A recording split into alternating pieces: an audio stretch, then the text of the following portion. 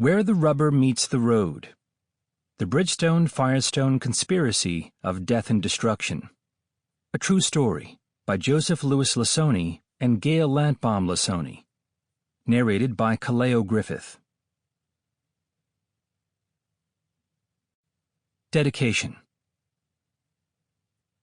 We dedicate this book to the victims of the Bridgestone-Firestone steel tex tire failures and to all the work the surviving victims have voluntarily done to collect the body of evidence that resulted in the recall of 490,000 defective Firestone steel tex tires in February 2004, manufactured at the Bridgestone-Firestone plant in Joliet, Canada, which ranks as the third largest tire recall in U.S. history. Forward.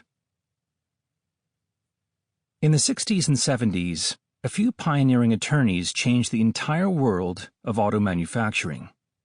David Harney's exposure of the defective Corvair Monza, Ralph Nader's book, Unsafe at Any Speed, and Mark Robinson's elimination of the defective Ford Pinto immortalized the doctrine of crashworthiness product liability in the field of motor vehicle safety. The world community owes these pioneers a huge debt of gratitude for the development of safer automobiles. Their efforts forced the entire world of automobile manufacturers and subcomponent part suppliers to design, manufacture, and market reasonably safe motor vehicles. Engineers are restricted in their efforts to design safe automobiles only by boardroom directives or greed-based cost-cutting conspiracies that pursue profits at the expense of safety. The vehicles we drive today are safer than any other manufactured since the invention of the wheel. While Where the Rubber Meets the Road is dedicated to others, the safety campaign it describes was motivated by the past efforts of these three great Americans. The streets and highways of the world are safer now because they devoted the best years of their lives using handmade slingshots and self-procured rocks to defeat the forces of Goliath corporate greed, corruption, and those who do not wish for or want the world to be a wonderful, free, secure place for everyone to pursue a life characterized by the absence of unnecessary defective automobiles, painful injuries, and polluted air to breathe.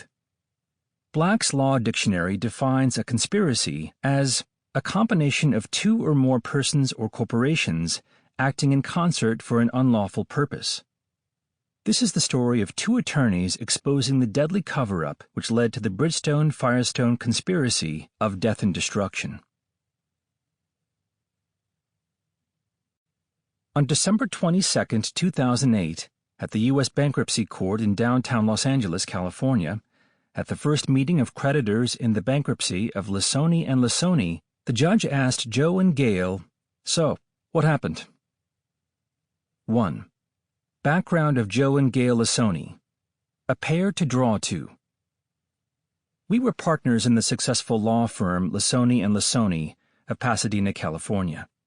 For over 30 years, we had practiced law in the field of product liability, personal injury, property damage, and consumer advocacy, representing plaintiffs against large Fortune 500 companies, multinational corporations, and governmental agencies. Joseph Louis Lisoni was born in Los Angeles in March 1947. As a 9-year-old, Joe's father built him a midget race car, Misfire. During 4 years of racing before he outgrew the car, he amassed many trophies. His quarter midget race car, built by his father, has the first set of aluminum rims in a race car, the first midget with 4-wheel suspension, and had the engine built by Karl Offenhauser. The race car ran on alcohol fuel, which would prepare him for his legal career in product liability law and his pursuit of it as an alternate fuel source for automobiles manufactured worldwide. Today, the 1958 midget race car is part of the collection of historic cars at the world-famous $120 million Peterson Automotive Museum, located on Wilshire Boulevard's Miracle Mile in Los Angeles, California. Joe attended Junipero Serra High School in Gardena, California, 1965, St. Mary's College in Moraga, California, 1969, and received his Juris Doctorate degree in 1972 from the University of California Hastings College of the Law in San Francisco, California, and passed the California State Bar exam in 1972 on his first attempt. At Hastings Law School, Sample complete. Ready to continue?